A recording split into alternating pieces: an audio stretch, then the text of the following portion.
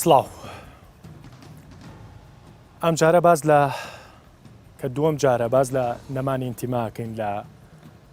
کوردستانە. هەڵبەتە قسەکە ئێمە لەسەر ئەوە نییە کە ئینتیما کەسمان ئینتیمامان نەماوە بە دیوێکە ڕەوتێک لە بیرکردنەوە هەیە کە بەهۆی ممارەسەکردنی یا پێشکەش نەکردنی خزمەتگوزاری وەکو پێویست یان نەک وەکو پێویست خزمەتگوزاریی خراپ وای کردووە کە ئینتیما نەمێنێ لە وڵاتە. قسەکەی ئێمە لەسەر ئەوە نییە پینە و پەڕۆ بۆ ڕابردووی حکومڕانی کوردی بکەین لە کوردستانە یا پینەی گەندەڵەکان و نایەکسانەکان و ئەو فەرقە بکەین کە لە نێوان هاوڵاتیەک و هاوڵاتێکی ترا هەیە لە کوردستانە. قسەکەی ئێمە ئەوەیە کە دیکتاتۆرەکان وەکو دیکتاتۆر بهێڵینەوە. دیکتاتۆرەکان ناشرینی حیزبێکی دیاریکرا و کەسێکی دیاریکرا و سیاسێکی دیاریکرا و نەکەینە هۆکار بۆ جوانکردنی دیکتاتۆرەکان. ئەو شوێنەی کە ئێمە ئێستا بەرنامەی تیاتۆمارەکەین ئەم شەو ئێمە لە شاری هەڵەبجەین و بەداخەوە باگراوەندەش کە هەیە لە پشتمانەوە باگراوەندی 5,000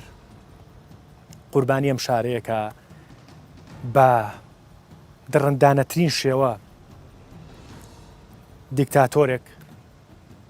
ئێری کرد بە دوامەنزڵیان. قسەکە ئەوەیە چی بۆتە هۆکاری ئەوەی کە بەشێک لە خەڵک بەشێک لە گەنجان بەشێک لە چین و توێژەکان بە جیاوازی تەمەنەوە کە بەشێکیان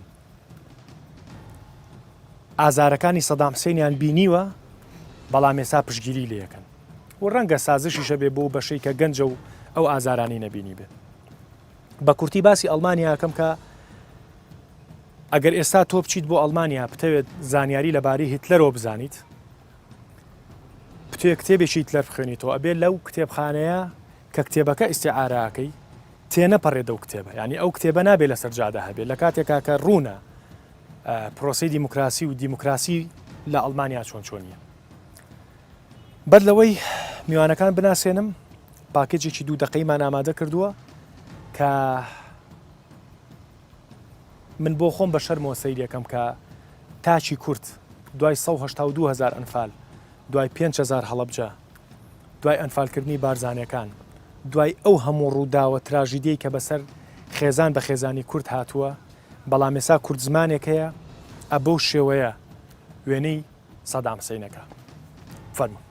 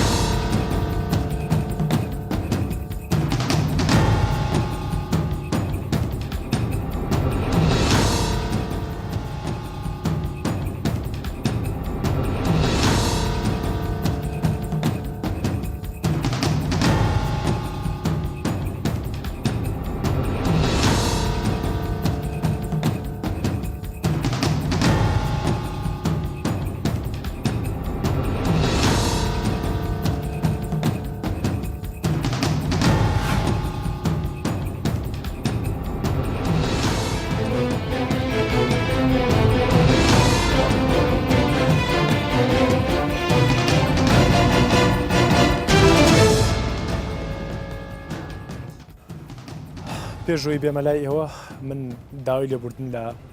هەڵەبجە و ئەم گۆڕانەکەم کە ئێمەش بووینە هۆکارێک بۆ پیشانانی ئەو وێنانە بە خۆشحاڵیەوە بە میواناری ئەنوەر حوسێن ڕۆژنامەنووس زۆر بەخێر بی داوای لێبوردنی شەکەم کۆمەڵێ وتار و ستونەوەت هەبوو لەبارەی ئەم دیاردەیەوە ڕەنگە بۆی ئەم بەرنامەیەوە هەمویان بڵیت و نەکەوێتە بەر چاوی خوێنەرە بەخێر بێت. حەکیمی مەلا ساڵح نووسەر و لێکۆڵەر جەنابی شوێ بەخێر بیت. ئەرکەی کێشا و خۆشحاڵ بووم کە پیاوێکی و جەنابەت بەشدار بووی لەگەڵمانە و هەروەها فاروق حەمەتۆفیق مافناس جەنابی شوێ بەخێر بیت. ئەرکەی کێشا و منەمێ لەم بەرنامەیە زۆر بە ڕاشکاوی دەست بخەینە ناوم برینەوە. هەمیشەوە دووبارە کەمەوە ئێمە لێرە نین بۆی کە سازش بۆ بکەین کە لە کوردستان بە هەر هۆکارێک بێت بە هەر جۆرێک بێت کە حکومڕانی کراوە، بەڵام پێم وابێ هەمومان کۆچین لەسەرەوەی کە دیکتاتۆرەکانە بێت لە شوێنی خۆیان بێت. کاگەنوەر ئەم بەرنامەیە لە شوێنی خۆیەتی کە ئێمە لەم کاتە دروستمان کردو. زۆر سپاس. وەڵا لە ڕاستیە هەم بەرنامەکەی جەنابەت شایستەیەوە هەم شوێنەکەش شایستەترە. ئێمە قسە لەسەر دیارەدە و بابەتێکەکەین کە لە ناو کۆمەڵگای کوردستانە پەراسێنێ و کاریگەری نێگەتیڤدانێ کە ڕۆحی ئەم شەهیدانە ئازارەدا، کە ڕۆحی 1970,000 خەڵکی بێدیفاع و سڤیلی ئەنفار کرا و مەسەلەن خەڵکی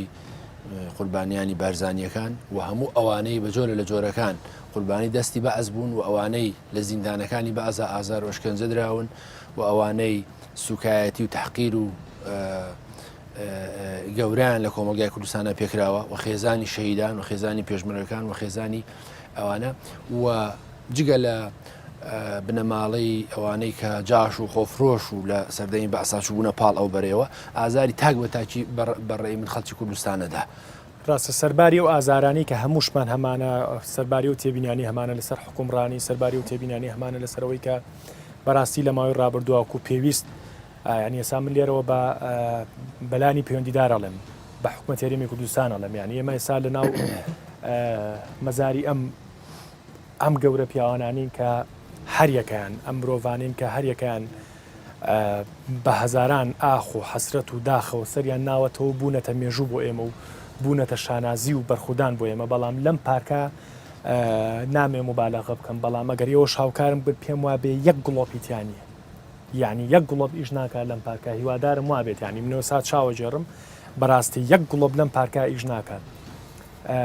ئەمانە بوونەتە هۆکارێک بۆی کە پاسێک بین بۆی کە خەڵکێک ستایشی سەدام حوسێن بکات. فەرموویت. لە ڕاستیە کاک ئەوەی کە مەسەلەن ئینتیمای تاچی کوردی زەعیف کردووە بەڕێی من لە سادەترین پێناسا ئینتیما ئەگە بریتی بێ لە ماف و ئەرک ئەوەیە کە حکوومەت بە ئەرکەکانی خۆی هەڵناستێ، تەنها داوای ئەرگەکە لە خۆی لە خەڵک و مافەکانی پێنادا. ئەمە گەورەترین موسیبەتە بۆ نەمانی ئینتیما. و ئەوی کە جەنابیشت باس کرد، من قسەیە بکەم پێشەوە ئەوەی کە قسەیەکی ئیسماعیل بێشکچی هەیە خراپترین ئیدارەی کوردی لە باشترین ئیدارەی تورک و فارس و عەرەب باشترە. ئەمە حەقیقەتێکە و من دوایی باسی ئەوە دەکەم کە مەسەلەن سەرڕای ئەو کەم و کوڕیانەی کە ئەبێ پەنجەی لەسەردانی و حکوومەتی هەرێمی کوردستان ئەکرا ئەم شارەی کە ئێمەیتیان هەڵەبجاوە ئەم قوربانیانە زۆر زیاتر لەوە ڕێزیان بگرێ و هەموو کوردستان مەسەلەن بەشی ئەوانەی قوربانی تایە کە حکوومەتی هەرێمی کوردستان زیاد لە پێویست ڕێزی بگرێ و ببووە حکوومەتی هەرێم بۆ خۆیە بوو ئینتیمایەکی گەورە بۆ خەڵک دروستکە بەرامبەر خودی حکوومەتەکە، بەرامبەر ئەم قوربانیانە، بەرامبەر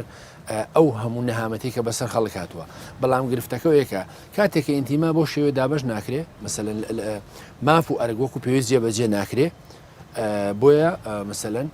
ئەبینی کە ئەو دیاردانە سەر هەڵەدا و کاتێ ناعەدالەتیە بێ و قسەیەکی باو هەیە لە هەر شوێنێک ناعەدالەتی بە یەکسانی خۆی دابەشەکە ئەو کاتە عەدالەت نامێنێ. لە هەر شوێنێ عەدالەت بە یەکسانی خۆی دابەش ناکە، نەعەدالەتی بە یەکسانی خۆی دابەشەکە. لە هەرێمی کوردستان بەداخەوە بەشیش گرفتەکە ئەمەیە. ئەمە یەکێکە لە سەبەکانی. سەبەبێکی تری ئوستاز پەیوەندی ڕاستەوە خۆی بە سیستەمی پەروەردەی هەرێمی کوردستانەوە هەیە کە سیستەمێکی خراپە و سیستەمێکە لە ئاست نەک ئەو ئاڵگۆڕانەی جیهان و سەردەمەکەیانە، بەڵکو لە ئاست ئەوە نییە کە ئەم ڕوودا و گەلە گەورەی کە بەسەر کۆمەڵگای کوردستان هاتووە بیخاتە بەردەم خوێندکارەکان، بیخاتە بەر قوتابیەکان، بیخاتە بەردەم ئەوانەی کە مەسەلەن ئێستا لە ئیبتیدایی و لە ناودی مەسەلەن بڕۆ لە کۆسۆڤۆ کە دوای ئێمەش بوونە دەوڵەت لەنەوە پێنج بوونە دەوڵەت باسی ئەو قەتڵ ئامانکە کە سربەکان بەرامبەریان کردوون و سیستەمی پەروەردەکەی ئەوەیە و ئەوەی کە جەنابەت باسیەکەی لە ئەڵمانیا خۆ لە ئەڵمانیا هێشتا ژمەیل هەیە بۆ فاشیزم بۆ نازیزم بەڵام مەیلەکە چییە؟ مەیلەکە ئەوەیە بوونی ئەو لێشاوی پەنابەرانەیە دافعێکە هۆکارێکە ئەی لێرە مەسەرەن هۆکارەکەی چێکە خەڵک ڕسمی سەدام حوسێن دانێ لەسەر بلۆکی فەیسبوکەکەی هۆکارەکەی بێ بزانێ نەمانی ئینتیمایە و خراپی سیستەمی پەروەردەیە لە کام منهەج و لە کام سیستەمی پەروەردەی هەرێمی کوردستانە ئەمانە باس کراوە و هۆکارەکەی چییە و چۆنی بووە و مەسەلەن چۆن 1970 ئەنفال خەڵک ئەنفال کراوە و بیۆگرافیای جینۆسایدی خەڵکی کوردستان و بیۆگرافیای قەتڵ و ئامی سیستەمی فاشستی باز لەکوێ باس کراوە بە نظری من باز نەکراوە وەکو پێویست باز نەکراوە لەبەرەوە کاک دەرونی ئەلی حەزەکەم حکوومەت یاری کوردستان ئەم قسەیە بە نظری ئەتیبار وەربگرێ یعنی دووبارە بوونەوەی هەڵەبجە و دووبارە بوونەوەی ئەنفالی خەڵکی کوردستان ئەگەرێکە لە داهات و ڕووبدا لەلایەن ئەم سیستەمە فاشیانەی ئەم منطقەیەوە کە کوردستانیان داگیر کردووە ئەگەرێکی دوور نییە دووبارە بوونەوەی ڕاستە بە شێوەی بچووکی شەی بینیانی ئێستا مەسەلەن لە کونەماسی قەسفەکرێ خۆ کونەماسی و سلەیمانی چی فەرقە بەڕاستی ینی لەبەرەوە ئێمە بەداخەوە ینی هیچ مێژوێکی تاڵ وەکو نابێتە مێژوو بۆمانیانی هەمیشە ترسی دووبارە بوونەوەمان هەیە بەڵام لەگەڵ ئەو ترسەشا ترسی تریشمان هەیە سا ئەمە بەڕاستی ئەم لێشاوەی کە ئێستا سپۆرت بۆ پشتگیری بۆ قسەکەی جەنابەت ینی فعلەن وایە سا مەسەلەن ئەو ڤیددیوانە بەشێکی زۆری هەرێ زۆری لە تیکتۆک بوو تیکتۆک ئەو بەشەیە کە ئەتوانم بڵێم ئەو تەمەنە 15 و 16 و 14 و 13 کە ئەسڵەن پینە وتراوە سەدام حوسێن چێ بۆیە بێمنەتانە و زۆر بێ هیچ ئەوەیەک دایانێ دەست خۆش حەکیمی مەلا ساڵح جەنابی شێ بەخێر بێ کە ئەو ڤیددیوانت بینی حەزت کرد چی بڵێ با من پرسیار لە جەنابە نەکەم بابەتەکە گرنگە ئەوە بۆ هەمومان هەمیشە لە پرسا ئەژین ئەگەر لە خۆشی شابین دڵمان هەر لە لای شەهیدەکانمانە لە لای تێکۆشرە دیرینەکانمانە بەڵام ناومێت نیم لەوەی کە ئێستا دەسەڵات هەندێکەم و کوڕیتیایە چونکە ئێمە ساواین تەمەنمان 9 ساڵەواتە 9 کابینەمان بردە بەڕێوە ئەو وڵاتانەی کە باسێکی گەیشتون بە لوتکەی خۆشی ڕووپایەت 100 کابینیان بڕیوە ئینجا پێگەشتون بێ ئاگامان لە ئەوروپا بە جەنگی جیهانی یەکەم و دووهەم ئێمە جەنگی جیهانی ناوخۆمانمان هەبووە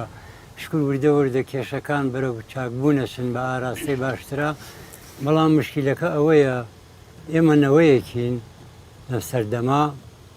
دوو شۆڕشی ئەیلول و ئەم شۆڕشی نوێشمان بەڕێ کردووە لە شوێنی خۆیان وتومە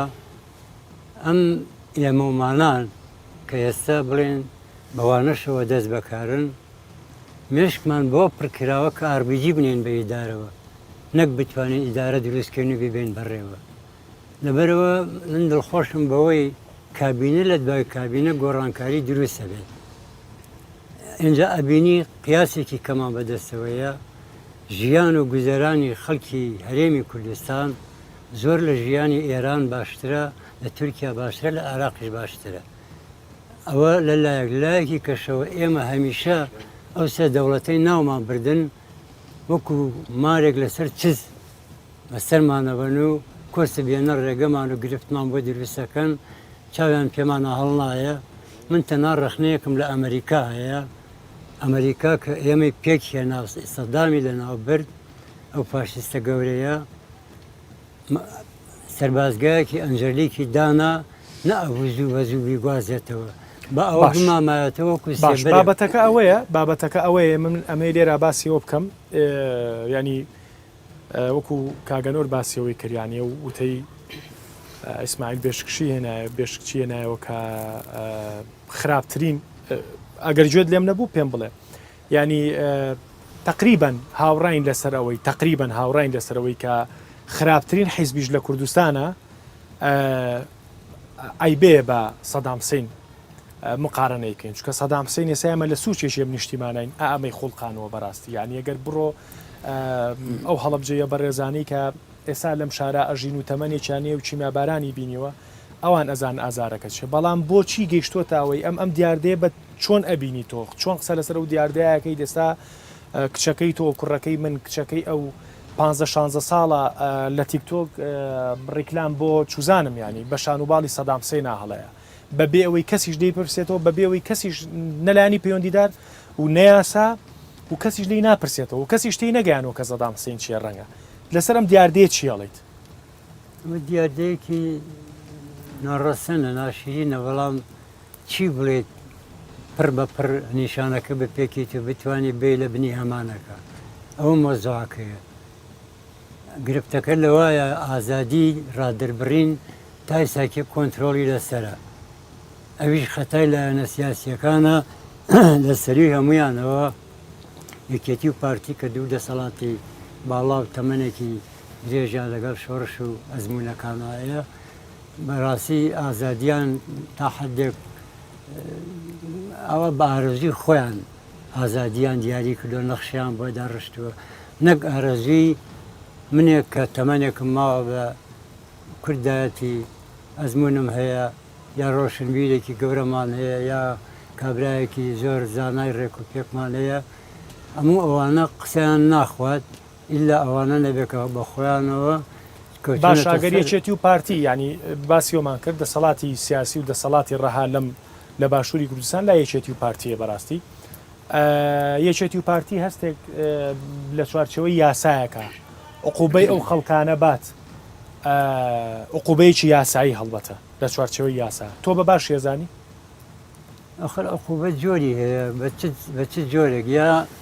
ئەبێ لە قافە بیگریت ئەوەی گەندەڵی کردووە بیسەلمێنی لەسەری ئەگەر چواریش مەسەلا بکەی بە پەنوبیە بە شاشە و لە تەلەڤیزیۆنا بڵاوی بکەیتەوە و بڕیاری سەختی بۆ دەرکەیت باش ئەبێ بە دەرز بۆ دەچواریکە دەستخۆش یاسا من بۆیە لە کۆتاییە هاتمە لای تۆ لە بەرەوەی کە جۆمان لێبێت هەڵبەتە زۆر خۆشحاڵە بم کاتێک کە میوانێکی بەڕێز یەتە بەرنامەکەمەوە هیچ ئینتیمای حیزبێکی لێ نابینم لە کاتێکە خۆی ڕەنگە ئینتیمایەکی حیزبی هەبێت و لە سێکتەرێکی حیزبی دیاریکراوەیشکا بە نمونەی کاگەنۆریانی زۆرۆک و خۆی قساکات و ئەبێ ئێمەش و حیزبەکەشی سەرنجەکانی بە نەزەریاتی باروەرگری من ڤیددیوەکەت بۆ لێم ینی ڤیددیۆی گەنجێکە بەڕاستی منی ئیسیفزاز کردیانی من ئێستا ئەم چەند دقەیەوەک و ڕۆژنامە نووسێک و میدیاکاری قسە ناکەم وەکو کوڕی شەیدی قساکەم بەڕاستی کاتێک کە ڤیددیوەیەکیان بۆ ناردم ینی کاتی تاقیقی بنیەم بەرنمەیە بوو ینی کوڕێکە ئێستا بۆت لێم ینی ڤیددیۆکەت پیشانێم تا ئەو شوێنەی پرسیارەکان مەکەم ینی کوڕێکە بەڕاستی بەڕاست و چەپا ستایش و سوپاسی سەدام حوسێنەکە و ڕۆژی لەدایک بوونی پیرۆزەکات لە کاتێکا سەدام حوسێن وای کردووە کە من 34 ساڵە بێ باوکمیانی بەڕاستی سەدام حوسێن هۆکاری ئەم هەموو شەید 1970 ئەنفال و ئەو چیرۆکانەیە کە وەرە هەر بێنە بەر چای خۆت یعنی مناڵێکن لە تەنیشتەوەیە و هەردووکتان زیینون و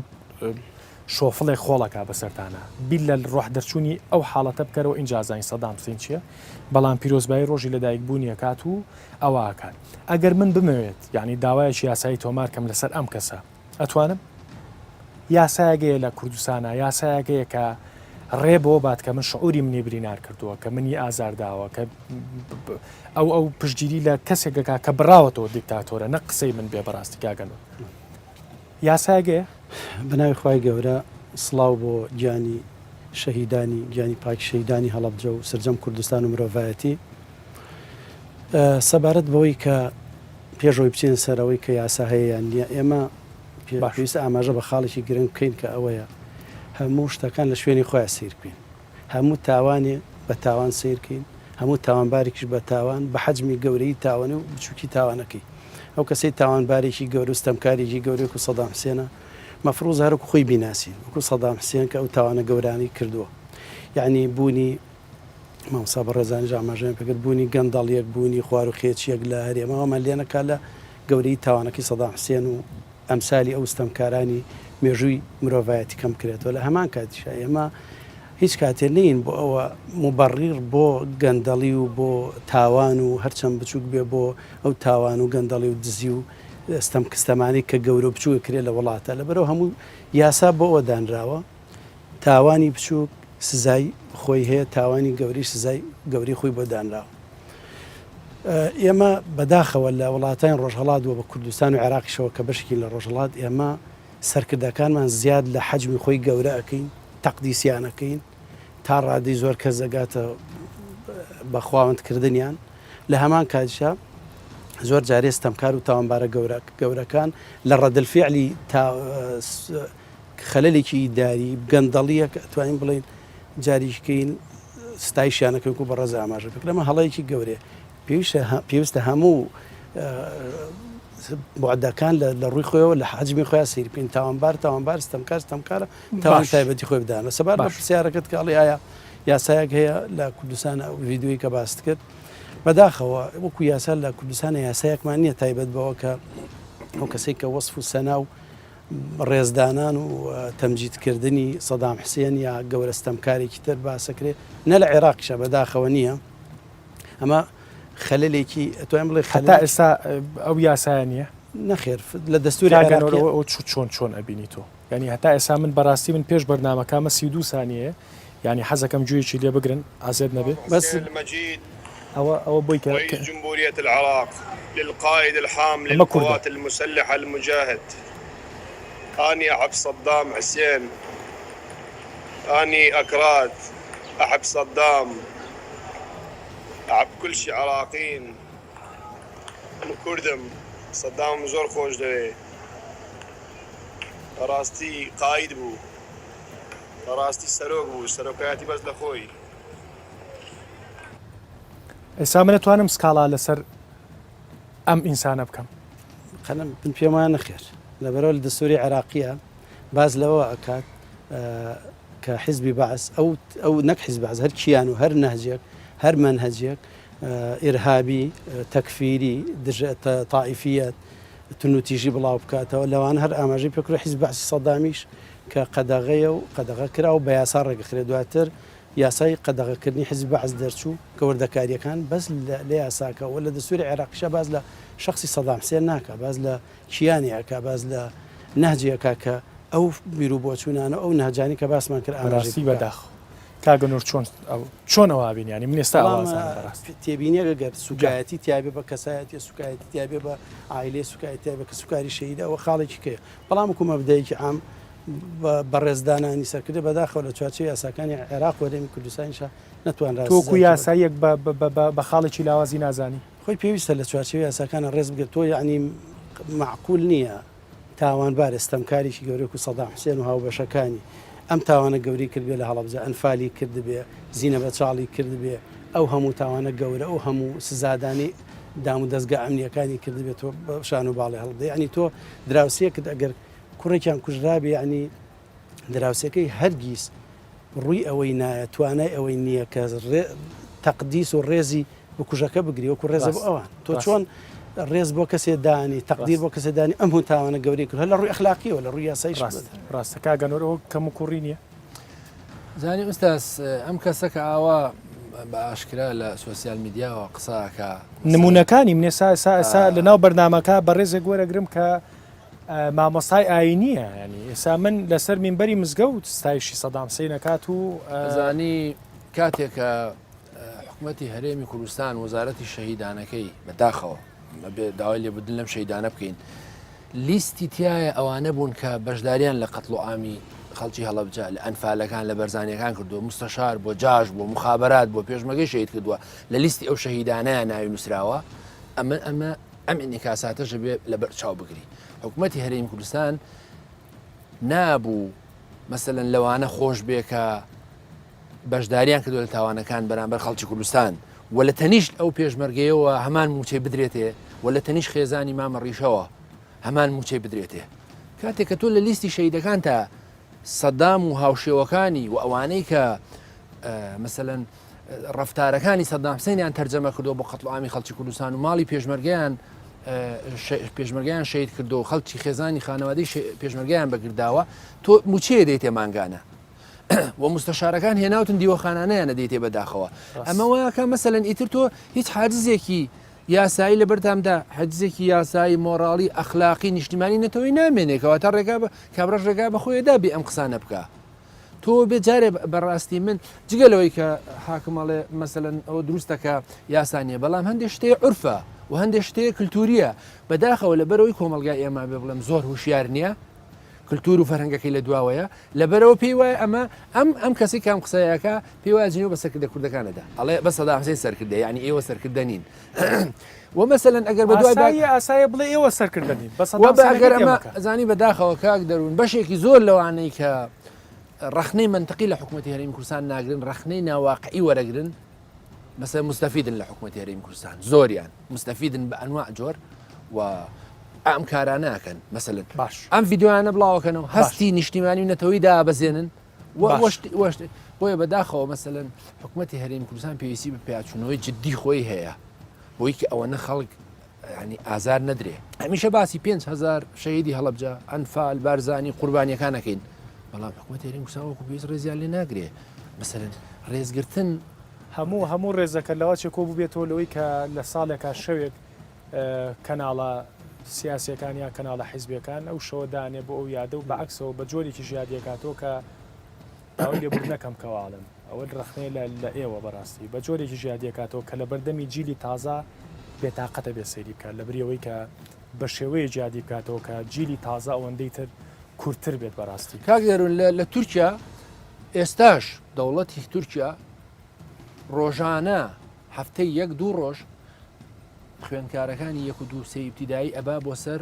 مەزارەکانی ئەتاتورک پێڵێ ئەمە دەوڵەتی تورکیای دروست کردووە مەسا حکوومەتی هەرێمی کوردستان چەند جار چەند ڕۆژ خوێندکارانی ئیبتیدایی 1-2 ئیبتیدایی ئەبا بۆ ئەم نەسوورەکە بۆ ئێرە بۆ سەر ئەنفالەکان بۆ گۆڕی بەرزانیەکان بڵێ ئەمانە سەدام حوسێن دروستی کردوون بۆی کە ئەمە بچێتە زیهنێتی ئەم مناڵانەوە مثلەن کە گەورە بێ کە ئەگاتە تەمەنی مراحقی لە تیکتۆکەکەی و لە فەیسبووکی ئەوانە ڕسمی سەدام حوسێن دانەنێ لە هیچ کوێ دنیاێ خەڵی لە کەمبۆدیا خەڵک ڕسمی پۆلپۆت دانانێ لە ئیتالیا خەڵک ڕسمی ڕاستە وڵا ئەو داواکاریە گەورەیە ناکەم بەڵام لانی کەم کاتێکە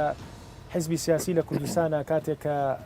لەم لاولولا ئەبینین بەڕاستی مەلایەک بە ناجی حیزبەکە قسە ناکات لە مینبەرەکە دووریە خەنەوە بەڵام ئەم مەلایە سەیری کەسایەک دقە ڤیدۆکەی گوێ لێگرین ئەو کات ژمارەکەی مانوەرگرتووە تەبان ئاگای لێ نییە بە مۆبایل یەکێک لە هاوکارەکانم تەلەفۆنی بۆکەم بابزانم بەچێ لەکوێی بیرکردنەوەی خۆیان ئەم خیتابەی لەسەر مینبەراوە بابینەری ئەو دەقەیە بین فەرق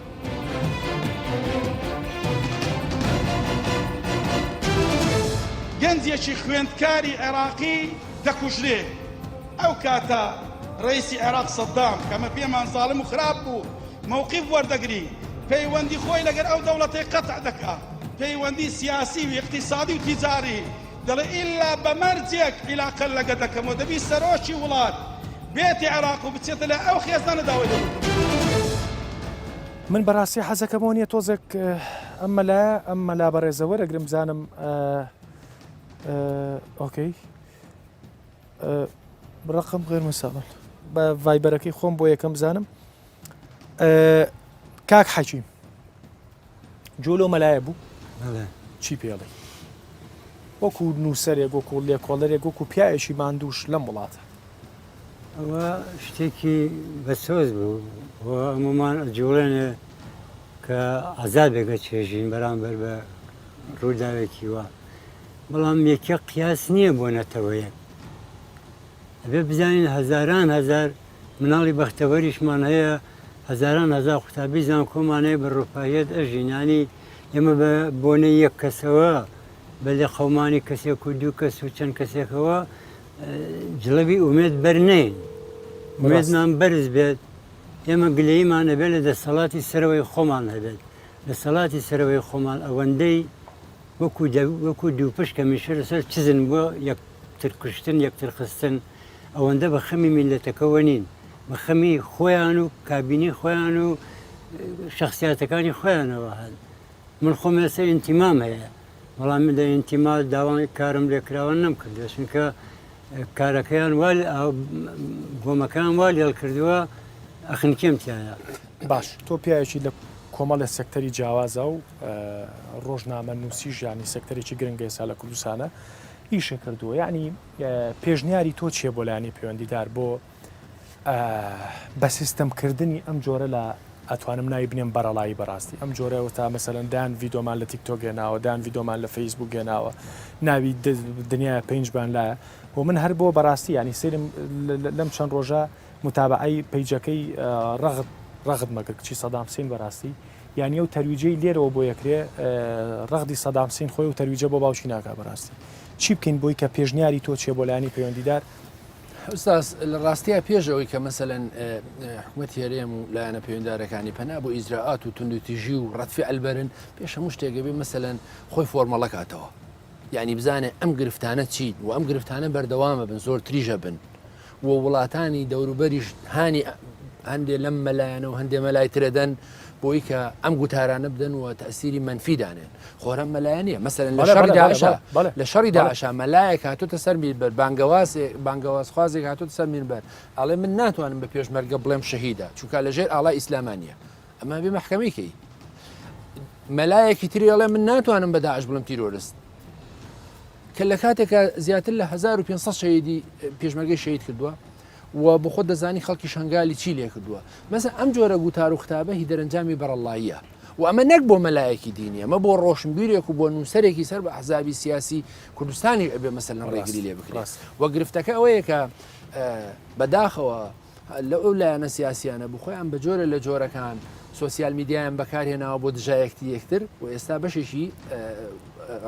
ئینفعالات و ڕنگدانەوەی خەڵکە بەرامبەر بە خۆیان لەبەرەوە یەکەم ئەبێ ئەمانە بە ڕیاسا ڕێکخرێ دووهەم ئەبێ مەسەلەن کللتور و هوشیاری تاجی کۆمەلگا لە قوتابخانە سەرەتایەکانەوە بەرز بکرێتەوە کە مەسەلەن جوێندان هەموو شتێک بۆ بە جوێندان هەموو شتێک بۆ بە تەشهیر و مەسەلەن میدیای ئێمە سیمبل و ئەستێرەی عجیب دروزەکە کە دوایش بۆی کۆنتترۆل ناکرێ ئایبێ بە ئایبە بەسەریەوە و مەسەلەن سەیرەکەی مستەشارێک گێنێ کە بەشداری کردو لە ئەنفالە کەچی شانازی خۆی ژێڕێتەوە و تەلەڤیزیۆنێک مەسەلەن ڕێگای پێداوە تاسیرەکە مەسەلەن وڵاتێکتۆکانی ئەمریکا ئەڵێ ئەگەر CNN مقابلەی ئوسامە بن لادنی نەکردایە ڕەنگە 11 سپتەمبەر ڕووی نەدایە ئەڵە غەڵەتمان کردو ئیشتیبامان کردووە یەک مقابلە کەچی ئێمە وتەبێژی مەسەلەن داعشێنین مقابلەیەکەین داعش یەک دێڕی نووسیوە لەسەر دیوارێک لە شوێنێک کەچێڵە داعش گەشتە سلێمانی ئەمانە ئێمە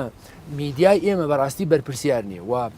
بەداخەوە ئەو ئازادیەی کە هەیە و ڕێک نەخراوە نەک کۆنتترۆل و سانسۆر بکرێت ڕێک نەخراوە فەوزای دروست کردووە و ئەوەی کە جەنابیشت باس کرد ئامارە نێودەوڵەتەکان ئەڵێن بەشێکی زۆری تەمەنی مراحقی تیکتۆک فەیسبوک تویتەر چی بەکارێنێ ئەم تەمەنە پێویستی بۆیە لە ڕووی یاساییەوە کۆنتترۆلیکە لە ڕووی پەروەردەکەی ڕێکی بخەی نەک بەرەڵایکی بڵێ بەناوی ئازادی و بخۆی چیە لێ بڵێ بەداخەوە نکتەیەکی باوەیە لە حکوومەتی هەرێمی کوردستان وای لات و هەرچیەکی پێڵێ با بڵێ من گوێ لێ ناگرم ئەم قسەیە حقیقەتی تایە گوێناگری ئینعیکاساتی خراپیە بێ نەتیجەی خراپیە بێ من کاک دەروون لەگەڵ ئەوەم خەڵک بێ لەسەر جادا خۆپیشاندان بکە خەڵک لەسەر جادا ڕەخنە بگرێ خەڵک بنووسێ لە ڕۆژنامە گۆڤارەکان و لە سایتەکەی خۆی ڕەخنەی معقول بگرێ خەڵک داوای ئاو بکە داوای کارەبا بکە بەڵام ئەم جۆرە گوتارە ئەمە وەکو تێزاب ڕۆ چێتە ناخی تاک بە تاکی مناڵانی خەڵکی کوردستانەوە و دوایی بۆیان تەبیعیە بێ کە هەموو شتێکی ئەم وڵاتە بسووتێنن مەسەلەن ئێمە هەمومان لەگەڵۆین کە حکوومەتی هەرێمی کوردستان دادپەروەرنە بۆ عەدالەت خوازنی یەکسانی خوازنیە وەکو پێویست نیە خزمەت گوزاریەکانی وانە بەڵام لە هەمان کاتی شاوی کە مامۆستاش باسی کرد وەزئی ئێرە ئێستا لە خەڵکی خودی ئێران باشترەکە دەوڵەتە وەز ئێرە لە تورکیا باشتر وەز بەڵام مەسەلەن تەنها لە یەک ساڵە لە فڕۆکەخانەی سلێمانی 700,000 کەس گەشتی کردووە لە هەرێمی کوردستانە 1200 کەناڵی ڕاگەاندن هەبوو یەک کەناڵدا نەخراوە لە ژێر سانسۆر و فشارە کە مەسەلەن لە ئێران و لە تورکیا ڕێگان نادەن ناوی مناڵەکان بە کوردی بێ ناوی مناڵەکان ڕێگان نادەن بە کوردی بێ نزیکەی 30 تەلەڤیزیۆنی فەزایی هەیە هەرچی حیزبی معارەزەی ئەم توای پارچانەی کوردستانە لە سلێمانی و هەولێرە و ساڵانە 3000 کتێب چاوەکرێ لە کوردستان و 3,000 ئیسلامیەکانی هێز ئیسلامیەکانی چابکرێتەوە بە ئەنواعی جۆرا و جۆر کە مەسەلەن لەوانەیە مخالفی سیاسەتی حکوومەتی هەرێمی کوردستانیش بێ و لەگەڵەوەشا مەسەلەن زۆر پرۆژە و زۆر شتی باش کراوە ئەمانە ئەبێ ببینین و لە هەمان کاتە ڕەخنەگرتن جاییزە واریدە قسەکردن بە وەزیر بە هەر شتێکە تۆ بەڵام معقول بەڵام تۆ کاتێکە دی مەلایەکی دینی بانگەواز خواز پشتیوانی لە گروپی تیرۆریستی مەبەستی من لێرەوە بە وەزیری ئەوقاف فەڵێن بەڕاستی تکایە ئێمە ئەدرس و ناوی نەک ئێمە هەرەوە تا بەڕوونی لە پەیجەکانەوە ئەم مەلایە قسا کات بە ناوی مەلا عەبدولخالق ڕووناچی ژمارە و کۆنتاکتی مەلایە بەداخەوە داخرابووە گەرنا من قسەیەکم لەگەڵا کرد بۆی کە بزانم ئایا نمونەی لا نەبووە و نمونەی ئەم قیادە سیاسیە هێنایەوە کە ئەمە بەرهەمەکەیەتی یان ئەگەر هەر نمونە شوێنیتەوە هەزاران قایدی سیاسی هەیە لە جیهانە کە تۆ بە ڕۆژانە فەلسەفەی جوانیان هەیە ئەتوانی ئەوانە بۆ خەڵکە باسکەی نەگوی کە باسی دڕندێکیە بەو شێوەیە بکەیت چوزانم مزایدێکی سیاسی کردووە کە بەڕاستی حەقەیانی لایانی پەیوەندیدار بە شێوەیەکی یاسایی نەک بە شێوەیەکی مەزاجی هەچ کەسێک وەکو جەنا بەدوتن مامۆسایەکی ئاینیە مامۆسایەکی زانکۆیە چوزانم دوکاننارێکە یوتوبەرێکە ئەبێ مامەڵی لەگەڵا بکرێت جەنا بدۆکو یاساییەک پێ دوایە لە ئێستاە کە خۆت فەرمووت هیچ یاسایەک نییە کوڕەشەی دێک ئایلەیەکی ئەنفالکرا و ئایلەیەکی هەڵەبجی شەهید کە لە ڕووی یاسایی و لە ڕووی تۆڵەکردنەوە قسە نەکات کە یاسایەکمان نییە بە بۆچوونی جەنا بە چی بکرێت چۆنی ئەم گۆمە بەڕووی یاسایی یا پشلەقێنین چکە ئەگەر ڕەنگە ئێستا هێزە ئەمنیەکانی سلەیمانی و هەولێر و چوزانم یەکێتی و پارتی هێزە ئەمنیەکانیان ئەمە لایە بێن نەخوارەوە لە مینبەرە و بەرە و مرکزێکی شوڕتەی بەرن کە لەو مرکزە یاسایەک نەبێت ئەم مامۆسا ئاینیە بگرێتەوە کە چی وتووە ڕەنگە ڕووزەردی بۆ هێزامنەکانیش بێت و بش بێ بە پاڵاوان لای بەشێک لە خەڵک چی بکرێ ئێمە بێ پێشەوە باز لەوە بکەین چی بکرێ گلەیەکە لەوە کاگەنەی ژاماژەی پێکرد کە زۆر جار بۆ بەدافع و پاڵنەر بەوە چەنەها گەنج بەلایانی کە مۆخۆ سەد کەس دانیشت مەدحی سەدام حسێن و ستەمکارانی ئەوە بکە باە ئاماژە بەوە بکەین یاسای قەدەغەکردنی حزبی بەعس کاتێککە دانراوە و یاسای دادگایکردنی دادگای تاوانەکانی عێراق کاتێککە لەم یاسایانە داوا ئەکری ئەوانەی کە دەستیانە بووە لە تاوانەکانی دش بە مرۆڤایەتی تاوانە بە کۆمەڵەکان تاوانی هەڵەبجە و ئەنفال و زیندە بەچاڵ و ئەوانی کە تەفاسیل لە عێراقا ڕوویاوە چەنەها کەس هەیە ئەمە لە یاساکە هەیە ڕاستە ئێستا ئەوە لە چوارچەوی یاسا نهاتۆ بەس تاوانی گەورەترمانەیە لە چوارچەوی یاسا هاتووە لە عێراق و لە هەرێمی کوردستان چەنەها مستەشار و کەسێ و کاگەنەوە ئاماژەی پێکرد کاکە لە یاساکە داوا کراوە بە پێی یاسا بێت تەسلیم بکرێت دادگایی بکرێت بەڵام بەداخەوە ئەوانە نەک دادگایی ناکرێن بەڵکو لە کوردستانە ڕێزیان لێگیرێ و زۆر جار هەیە یعنی هۆکان بۆ ئەوە لە ڕێوانەوە بچی واستە بکەی بگەیتە ئاستی وەزیرێک بگیتە ئاستی بەڕێوەبەرێک بۆی کە ئامانجێکی هەدەفێکی بێکی یعنی ئەو گەنجە ئەمە بەڕی نییە بۆ ئەو گەنجە ستایشی سەدام حسێن بکە بەڵام کاتێکە بینێ مستەشارێک داوا کراوە بە پێی یاسا بێ دادگایی بکرێت لە دادگای لە مرکزی عێراق لە بەغایە بە دادگایکردنی ئەو تاوانباری کە دەستێ بۆ لە ئەنفالکردن و شێتکردنی کیمیاباران و ئەنفال و بارزانیەکانە دادگایی ناکرێت بێگومان تۆ بێت چاوەڕ بکەیت کۆمەڵە ڕەدڵفعل لەمە بەڕێ نییە بۆ ئەوە لەبەرەوە ئێمە پێشەکی ئەبێت تاوانە گەورەکان چارەسەرکەین بێگومان ئەمە بەشێکی تری هەموو شتێ بە یاسا چارەسەر ناکرێت کۆمەڵە شتەیە و مامەساوتی لە سیستەمی پەروەردەیی لە وتارە ئاینیەکانە بێ ڕێکخورێن بە شێوەیە کە تاوانەکان وەکو خۆی بناسرێ و هەوڵ بدرێ بەڕاستی ئەنی حکوومەت چایە بە ئەو هۆکارانە بگەڕێنەوە ینی ئەو نەعەدالەتی کە لە هەرێمی کوردستانایە ئەو گەندەڵیانی کە هەیە قەنەعەتی هەبێ یعنی ئەگەر لە ماوەی یەک ساڵە من ئەمە قەنەعەتی خۆم موچە لە کاتی خۆیان بدرێ شایستە دایرەکان بە خەڵک بدرێ مافو امتیازات بە خەڵک بدرێ دڵنیا بە ئەو جۆرە ڤیددیوانە بە ڕێژێکی زۆر لە تۆڕە کۆمەڵایەتەکان و لە تیکتۆک و لە چیا کەمە بێتەوە یعنی ئێمە بێ سەرچاوەکانی دروستبوونی سەرچاوەکان نۆروتی بەشێک لە ناڕۆشنبیری ئەم خەڵکانەیە ینی مەسەلەن بۆ نمونە لە سەدام حسین تاکە سەرۆکە ینی ئێوە سەرۆک نین ینی بەشێک ئێوێ نقورچی قیاداتی سیاسیە قوبەی قیاداتی سیاسی کوردی بەوە بات بەشێکی وەصفکردنی سەدام حسێن نییە بەشێکی غێرباشی جنێودانە بە دەسەڵات و بە بەرپرسێک و بە حیزبێک و بە لەبەرەوە ئێمە توانین بە شێوەیەکی کە سەرچاوەکانی دروستبوونی هۆکارانە بدۆزنە چارەسەریکەن بە ڕێژێکی زۆریان چارەسەر ڕاستە کۆمەڵک هەیە هەر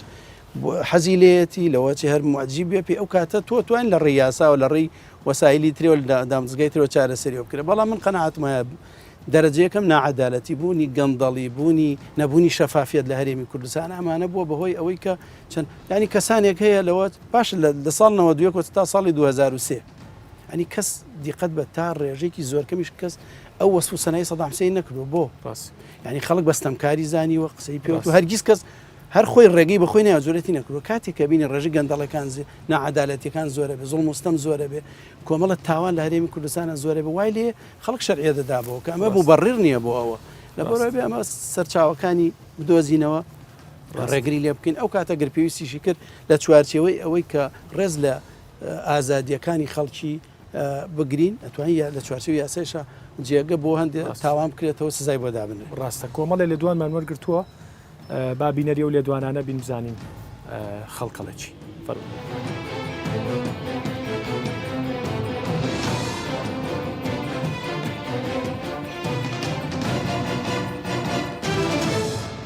ئەوەی کە سەدام بەسەر ملەتی کووردا هێنای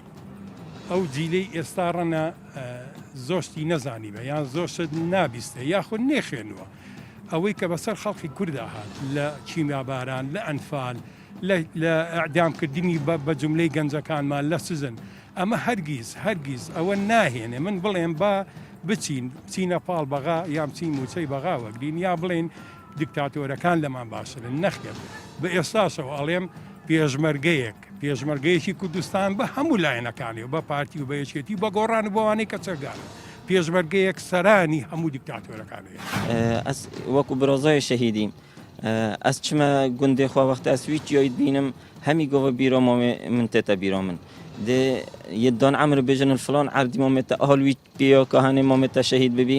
و هەمی گۆڤڵ تێتە بیرۆم چاوە ئێکل دەف من مەتحێت سەدام بکاتن ئەس عاجستان بم ئەوە هەنێ پێدویە ئەم بژنە هەمی خوشک و برێت خوال هەمی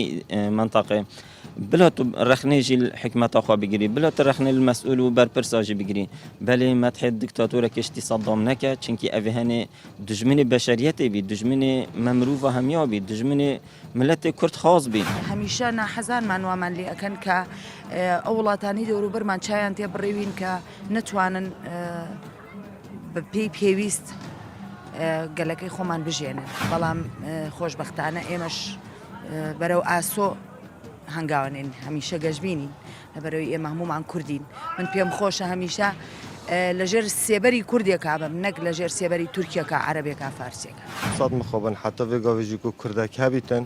medhêt Sedamî bikit çiku Sedamî bû Kurdistanê çi nekire taybet bû Kurda hemî gava mala Kurda ya xirab kir دەستخۆش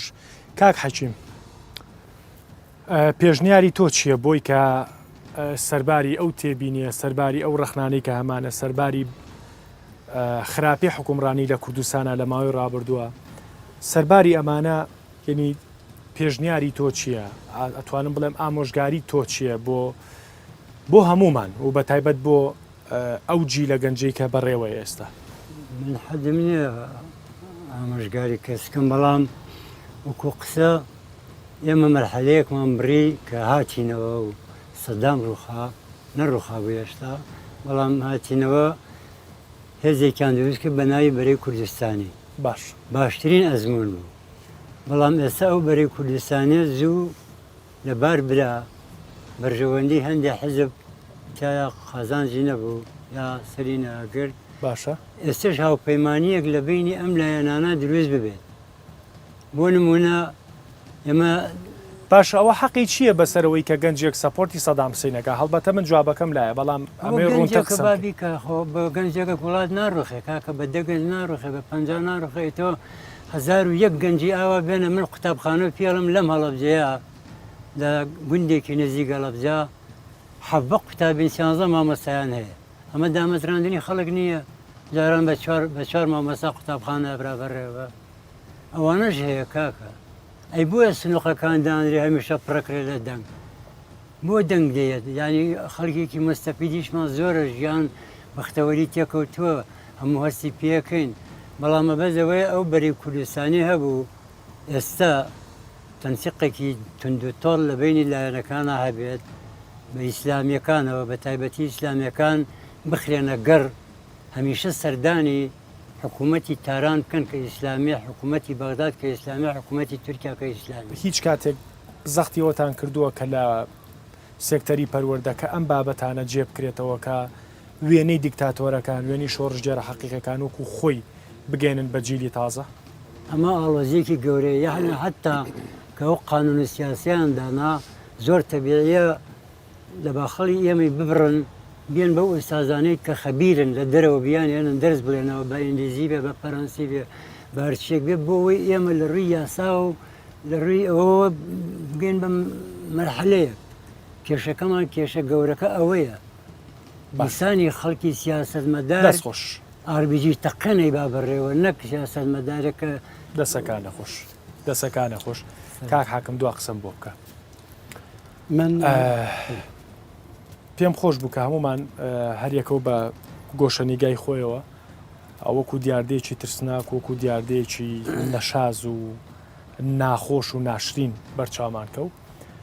دوا قسەی تۆ چییە؟ من پێم باشە وەکو ئاماژەمان پێکرد هۆکارەکان دیاری بکەن وەکو پێشوتم چ وەسائلێک بەکاربێنی بۆ ئەوەی کە ئەو جۆرە لێدوانانە ئەو جۆرە خیتابانە نەهێڵە ینی بۆ نمونە مامۆسایەکی ئاینی ئەگەر هەبێ لێدوانێ بداومەتی سەدام بکە بە سەدان مامۆسای ئاینیمان هەیە باز ستەمەکانی سەدام حسێنەکە ئێمە توانین لە ڕێی سیستەمی پەروەردەوە لە ڕێ وەزارەتی ئەوقاف مامۆسایانی ئاینیەوە کە بە سەدان مامۆسای ئاینی هەیە کاریگەریان لەسەر تاکی کۆمەڵگە زۆرە باز لە ستەمەکانی سەدام حسێن بکە و هەموو شتێ لە شوێنی خۆیان ڕوون بکرێتەوە باشە بەڵام قسەکە ئەوە نییە ینی هەندێک دیاردە هەیە ئەوەندە نەشازە ئەگەر لە 100 کەس کەسێکی ژوا بێت ئەگەر تۆزێک مخالیفی قسەکەی مامۆستا بێتەوە ینی ئەگەر لە ئەمەندە ڕوونەکە سەدام حسین دیکتاتۆر بوو ئەوەندە وازەح ئەگەر لە هەزاران کەس لە 10,000 کەسان نەخێت لە هەموو کوردستان ئەگەر یە کەسی شەبێ ستایشی بکات هەر دیار نییە هەر عیبە نییە زۆر ڕاستە تەواو ئەستەمکار هەندێک تاوان هەیە ڕۆژانە چەندها تاوانەکرێ بەس هەندێک تاوان هەیە زۆر بێزرا و قێزەون کاریگەری لەسەر تاکی خەڵگە ینی تۆ بە کەسوکاری 5,000 شەیدی کیمیاباران 182,000 ئەنفال و شەیدانی بارزانی و ئەو گۆڕە بە کۆمەڵەکان چی هەموو مناڵی شەهیدی هەموو مناڵی شەهید دەکاتەوە لێدوانادی ئەو کۆمنتە نووسیەوەکەی ئەنی دڵی ڕاست لەکێ باوکی شەهید بۆ براکەی شەهید بوو ینی وردە ئەو چیرۆکانەی کە بەداخەوە زۆریان نەنووسراونەوە لە کارەساتی کیمیابارانی هەڵەبجا هەموو مناڵێکی ئەم شەیدانەی کێمە سە گوێی لە وتارێکە بێ یان کۆمنتێ بخوێنێتەوە بەڕاستی لە ناخۆ ئەسووتێ لەبەرەوە بێ حساب بۆ بکە و تاوانی ئاسایی ترنیە ڕۆژانەکە دەسەکانە خۆش کاگەنۆر دوا قسە ئوستاز ئەو یەک قسەیە زۆر خراپە یەکیانەوەی کە ئەم مەلایە لەو سەردەمە ژیاوە کە بەعز جینایەتی کردووە بە وەعیەوە قسەکەکە وەکو مراحقی نێ وەکو گەنجێک نییە کە لە زەمەنی ئەوانە ژیاوە وە بەلاوەعی قساکە و دووهەم ئەوەیە کە خراپیەکەی ئەوەیە ئەمە ئەگەر مەسەلەن ڕەخنەشی لە دەسەڵاتە نابێ ئەمە بڵێ مەسەلەن ڕەخنەی جدی ڕوو بە ڕەسەڵات بڵێ ئەمە یەکیانەوەی ئوستاز خۆ هەرم مامۆستا ئاینێ نییە مەسەلەن لە پەیجی ڕسمی معتەبەر خەڵکی معتەبەر ڕۆژنامە نووسی معتەبەر راپۆرتی سەدام حسێن کە چۆن بڕیارەدا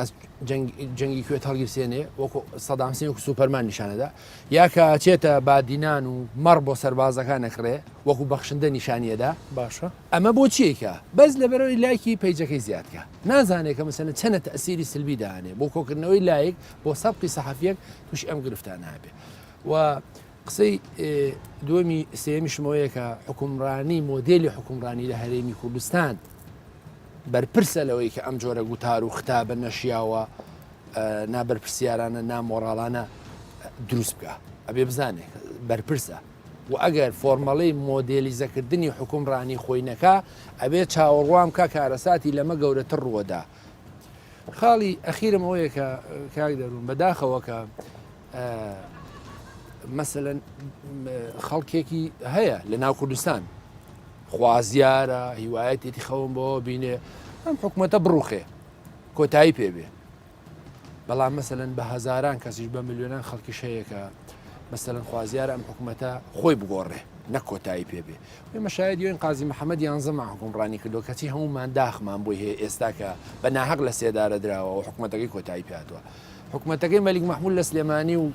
گەرمیان تێنەپەڕی بوو بەڵام هێشتا ئێمە شانازی بۆ حکوومەتەوەکەین سەرباری تێبینەکانی حکومڕانی و حکومەتەڵێش بەڕاستی بۆچی مەسەلەن ئەم حکومڕانی سەرڕای ئەو هەموو دەستکەوت و خزمەت گوزاری و پێشکەوتنەی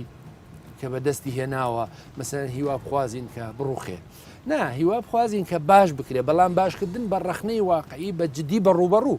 ئێمە ئەزانی کە حکومڕانی هەرێمی کوردستان خراپە مۆدلی حکومڕانیەکەی خراپە گەندەڵی ناعەدالەتی نەوت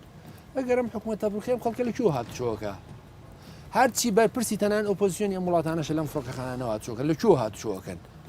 و مەسەلەن ئەو هەموو خەڵکە شەهید بووە لە شەڕی داعشا لە پێناو چییە بەچی جوابی ئەدرێتەوە و مەسەلەن ئەگەم حکوومەتە بڕوخێ ڕاستە حکوومەتی هەرێمی کوردستان نە بەهەشتی ئەوروپایە